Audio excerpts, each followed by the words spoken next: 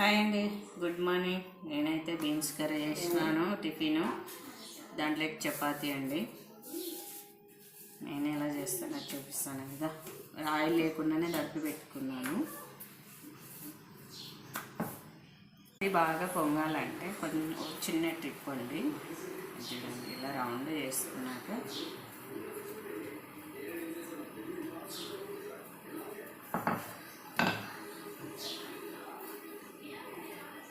ఇలా ఆయిల్ పట్టించుకోవాలండి. దీనికి ఇలా రెండు చేసి ఇలా చేసుకోవాలి.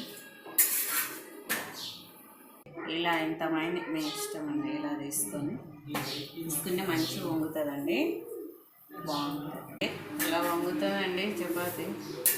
ఆయిల్ తక్కువ పడుతుంది, ఆరోగ్యానికి మంచిగా ఉంటుంది. నచ్చితే చేసుకోండి ప్లీజ్.